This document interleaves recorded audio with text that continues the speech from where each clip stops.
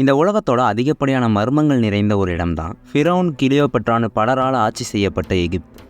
எதுக்காக எகிப்தை மற்றும் மர்மங்கள் நிறைந்த இடம்னு சொல்கிறாங்கன்னா, ஈசா பிரமிடுகளில் ஆரம்பித்து எகிப்திய மக்களுடைய பழக்க வழக்கங்கள், கலாச்சாரம்னு இப்படி எல்லா விஷயங்களும் இன்னைக்கு வரைக்கும் யாராலையும் கண்டுபிடிக்க முடியாத ஒன்றா தான் இருக்குது.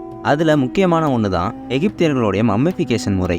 இறந்த உடல்களை பலாயிரம் வருடங்கள் ஆனாலும் கெட்டு போகாத அளவுக்கு பதப்படுத்தக்கூடிய இந்த முறையை எகிப்தியர்கள் எங்கேருந்து கற்றுக்கிட்டாங்க? எப்படி அப்போவே இந்த அளவுக்கு ஒரு உடலை பதப்படுத்தக்கூடிய முறை எகிப்தியர்களுக்கு தெரிஞ்சிருக்கு? இப்படி எகிப்தியர்களை பற்றின எல்லா விஷயங்களும் இப்போ வரைக்கும் ஆராய்ச்சியாளர்களால் கண்டுபிடிக்க முடியாத ஒன்றாவே இருக்குது. இந்த இறந்த உடல்களை பதப்படுத்தக்கூடிய பழக்கம் எகிப்திய மக்கள்கிட்ட இருந்து தான் ஆரம்பிச்சிருக்கு. அதனால இந்த மம்மிஃபிகேஷன் பண்ணக்கூடிய முறையே எகிப்தியர்களுக்கு சொந்தமானது தான் இப்போ வரைக்கும் நம்ம நினச்சிட்டு இருப்போம். ஆனால் அது எதுவுமே உண்மை இல்லை. காரணம், எகிப்தியர்கள் இந்த மம்மிஃபிகேஷன் முறையவே மற்ற இனத்தை சேர்ந்த மக்கள்கிட்ட இருந்து தான் பழகியிருப்பாங்கன்னு ஆராய்ச்சியாளர்கள் ரீசெண்டாக கண்டுபிடிச்ச ஒரு சின்ன குழந்தையோட பதப்படுத்தப்பட்ட உடலை ஆராய்ச்சி பண்ணி பார்க்குறாங்க. அப்போ தான் தெரிய வருது, இது நாள் வரைக்கும் நம்ம நம்பிக்கிட்டு இருந்த எகிப்திய வரலாற்றையே தலைகீழாக மாற்றக்கூடிய நிறைய விஷயங்கள் அந்த ஆராய்ச்சியோட முடிவில் தெரிய வந்திருக்கு. அப்படி என்ன விஷயம்னு தெரிஞ்சுக்க வீடியோவை கடைசி வரைக்கும் பாருங்கள். வாங்க வீடியோக்குள்ளே போகலாம். சஹாரா பாலைவனத்தில் இருக்க மக்களுடைய நடமாட்டம் அதிகமாக இல்லாத ஒரு இடம்தான் லிபியன் டெசர்ட். இந்த வறண்ட பாலைவனத்தை ஆராய்ச்சி பண்ண போன 4-5 ஆராய்ச்சியாளர்கள் பாலைவனத்தோட மணல் சரிவு ஏற்பட்ட இடத்துக்கு போகிறாங்க. அந்த மணல் சரிவுகளுக்கு அடியில் தான் இந்த குழந்தையோட மம்மிஃபைடு பாடி கிடைக்கிது. கிடைச்ச அந்த குழந்தையோட உடல் எகிப்தியர்களை விட வித்தியாசமான முறையில் பதப்படுத்தப்பட்டிருக்கு. இதெல்லாம் பார்த்துட்டு அந்த குழந்தையோட பதப்படுத்தப்பட்ட உடலை ஆராய்ச்சி பண்ணலான்னு அனுப்பி வைக்கிறாங்க.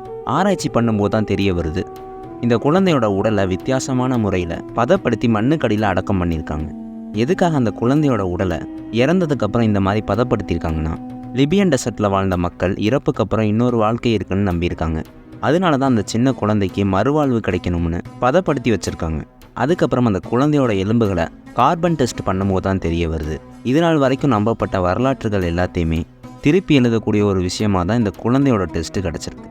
ஆமாம், இந்த குழந்தையோட உடலை கார்பன் டெஸ்ட் பண்ணி பார்த்தப்ப கிட்டத்தட்ட 5500 வருடங்களுக்கு முன்னாடி இறந்து போன ஒரு குழந்தையோட உடல்னு கண்டுபிடிச்சிருக்காங்க. உலகத்தில் இது வரைக்கும் கிடைச்ச மம்மிஃபைடு பாடியிலேயே ரொம்பவும் பழமையானது எகிப்தில் இருக்கக்கூடிய 4500 வருடங்கள் பழமையான இந்த மம்மி தான். எகிப்தில் கிடைச்ச மம்மி தான் இது வரைக்கும் கிடைச்ச மம்மிகளிலே பழமையானதுன்னு நினச்சிட்டு இருந்தாங்க. ஆனால் அந்த பழமையான மம்மிக்கும் இந்த குழந்தையோட பதப்படுத்தப்பட்ட உடலுக்கும் சரியாக 1000 வருடங்கள் வித்தியாசம் இருக்குது. அதிகப்படியான பதப்படுத்தப்பட்ட உடல்கள் எகிப்தியர்களோடதாக தான் இருக்குது. அதனால இந்த லிபியன் டெசர்ட்டில் வாழ்ந்த மக்களும் எகிப்தியர்களாக தான் இருப்பாங்கன்னு ஆராய்ச்சியாளர்கள் நினைக்கிறாங்க. ஆனால் எகிப்தில் வாழ்ந்த மக்களுக்கும் இந்த லிபியன் டெசர்ட்டில் வாழ்ந்த மக்களுக்கும் ஜெனட்டிக்கலாக எந்த தொடர்புமே இல்லைன்னு தெரிய வருது. இதை எப்படி கண்டுபிடிச்சாங்கன்னா, அந்த குழந்தையோட எலும்புகளை ஆராய்ச்சி பண்ணும்போது அந்த எலும்பில் இந்த குழந்தையோட சதைகள்லாம் ஒட்டி இருந்திருக்கு. அந்த சதைகளோட நிறம் கருப்பாக இருந்திருக்கு. அப்போ தான் தெரிய வருது, இந்த குழந்தை கருப்பினத்தை சேர்ந்த குழந்தை. அதே மாதிரி லிபியன் டெசர்ட்டில் வாழ்ந்த மக்கள் கருப்பினத்தை சேர்ந்த ஆப்பிரிக்கா மக்கள்னு தெரிய வருது. ஆனால் எகிப்து ஆப்பிரிக்காவில் ஒரு பகுதியாக இருந்தாலும் அங்கே வாழ்ந்த மக்களுடைய நிறம் வெள்ளை. இப்படி தான் தெரிய வருது, இந்த லிபியன் டெசர்ட்டை சேர்ந்த மக்கள் எகிப்தியர்கள் கிடையாதுன்னு. அப்போ இந்த லிபியன் மக்கள்லாம் யார்? எப்படி அவங்களுடைய கலாச்சாரமும் எகிப்திய மக்களுடைய கலாச்சாரமும் ஒரே மாதிரி இருக்குது? பதப்படுத்தக்கூடிய முறையில் ஆரம்பித்து மத நம்பிக்கைகள் வரைக்கும் எல்லாமே 2 இனத்தை சேர்ந்தவங்களுக்கும் ஒரே மாதிரி தான் இருந்திருக்கு. இதுக்கான காரணம் என்னன்னு பார்த்தோம்னா, இன்றைக்கி இருக்கக்கூடிய லிபியன் டெசர்ட், அதாவது சகாரா பாலைவனம் 10,000 வருடங்களுக்கு முன்னாடி இயற்கைகள் நிறைஞ்ச நிறைய விலங்குகள், உயிரினங்கள் வாழக்கூடிய மிகப்பெரிய ஒரு இடமா இருந்திருக்கு. பின்னால் தான் இந்த இடம் மிகப்பெரிய ஒரு பாலைவனமாக மாறியிருக்கு. அப்போ இயற்கைகள் நிறைந்த இடமா இருக்கும்போது நிறைய மக்கள் இந்த இடத்துல வாழ்ந்திருக்காங்க. அதில் ஒரு இனக்குழு தான் இந்த லிபியன் மக்கள். இந்த சகாரா பாலைவனம் உண்மையாகவே ஒரு காலத்தில் மிகப்பெரிய இயற்கைகள் சூழ்ந்த ஒரு இடமா இருந்துச்சுங்கிறதுக்கு ஆதாரமாக இந்த பாலைவனத்தை ஆராய்ச்சி பண்ணப்போ தான் தெரிய வந்துச்சு, இங்கே வாழ்ந்த மக்கள் நிறைய குறியீடுகள் அந்த இடத்துல வரைஞ்சி வச்சுருக்காங்க. அதாவது இந்த சகாரா பாலைவனத்தோட இயற்கைகளையும், நீர் யானைகள், பலவிதமான விலங்குகள், ஒட்டகங்கள்னு எல்லா வரைபடங்களையும் வரைஞ்சி வச்சுருக்காங்க. அது மட்டும் இல்லாமல் அந்த குழந்தையோட உடலை சுற்றியும் தாவரங்களை தான் சுற்றி வச்சுருந்தாங்க. அந்த வித்தியாசமான தாவரங்களும் கண்டிப்பாக இந்த சகாரா பாலைவனத்தில் இருந்ததாக தான் இருக்கணும்னு சொல்கிறாங்க. இதெல்லாம் வச்சு பார்க்கும்போது தான் இந்த இடத்துல மக்கள் வாழ்ந்திருக்க வாய்ப்பு இருக்குன்னு ஆராய்ச்சியாளர்கள் கண்டுபிடிச்சாங்க. அப்போ இந்த இடம் பாலைவனமாக மாறி இருந்தால் இந்த இடத்துல வாழ்ந்த மக்கள்லாம் எங்கே போயிருப்பாங்கங்கிற கேள்வி வருது. அந்த மக்கள் எல்லாரும் இயற்கை சூழ்ந்த சகாராங்கிற இடம் கொஞ்சம் கொஞ்சமாக பாலைவனமாக மாறவும் எல்லோரும் வேறு வேறு இடத்துக்கு குடிபெயர்ந்து போகிறாங்க. அப்படி தான் அந்த கருப்பின மக்களும் இன்றைக்கி இருக்கக்கூடிய லிபியனுங்கிற இடம் அதிகப்படியான வளங்கள் நிறைஞ்ச இடமா இருக்கவும் எல்லாரும் அந்த லிபியன் டெசர்ட்டில் வந்து தங்க ஆரம்பிக்கிறாங்க. அதே மாதிரி ஈஸ்ட் பக்கம் இருந்து இடம்பெயர்ந்து வந்த ஒயிட் பீப்புள்ஸும் இந்த லிபியன் பகுதியோட வளங்களெல்லாம் பார்த்து அவங்களும் இங்கே தங்க ஆரம்பிக்கிறாங்க.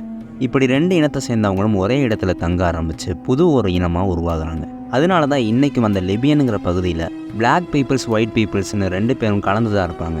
அப்புறம் கொஞ்ச நாளில் அந்த லிபியனுங்கிற இடமும் கொஞ்சம் கொஞ்சமாக அந்த இடத்துல இருக்க தண்ணீர்லாம் வற்றி போய் பாலைவனம் மாதிரி மாற ஆரம்பிச்சிருக்கு. இதனால வேறு வழி இல்லாமல் அங்கே வாழ்ந்த மக்கள் எல்லாரும் நைல் நதி வழியாக எகிப்துக்குள்ளே போகிறாங்க. இப்படி போன மக்கள் எகிப்தியர்களுடைய கலாச்சாரங்களெல்லாம் பார்க்குறாங்க. அதே மாதிரி எகிப்திய மக்களும் இந்த மக்களுடைய வித்தியாசமான கலாச்சாரங்களை பார்க்குறாங்க. பின்னால் எகிப்தியர்கள் இந்த மக்களுடைய கலாச்சாரங்கள்லேருந்து சில விஷயங்களை தாங்களும் எடுத்துக்கிறாங்க. அப்படி தான் இந்த மக்கள் இறந்தவர்களுக்கு மறுவாழ்வு கிடைக்கணும்னா அவங்களுடைய உடலை பதப்படுத்தி அந்த உடலை பாதுகாக்கணுங்கிற முறையை பின்பற்றுறாங்க. இந்த வித்தியாசமான செயல்களை பார்த்துட்டு இருந்த எகிப்திய மக்கள் இந்த பதப்படுத்தக்கூடிய முறையை பிடிக்கவும் எகிப்திய மக்களும் மன்னர்களும் அந்த மக்களை பார்த்து இவங்களும் பதப்படுத்தக்கூடிய முறையை ஆரம்பிக்கிறாங்க. இப்படி தான் எகிப்தில் மம்மிஃபிகேஷன் பண்ணக்கூடிய பழக்கமே ஆரம்பிக்குது. இதெல்லாம் போக இன்னும் எகிப்திய மக்களுக்கும் லிபியன் டெசர்ட்லேருந்து வந்த அந்த கருப்பின மக்களுக்கும் நிறைய நம்பிக்கைகளும் ஒத்து போகுது. இந்த மக்கள் லிபியன் டெசர்ட்ல இருந்து நைல் நதி வழியாக தான் எகிப்துக்குள்ளே வந்தாங்க. அப்படி வரும்போது சில இடங்களில் தங்கி இருந்திருக்காங்க.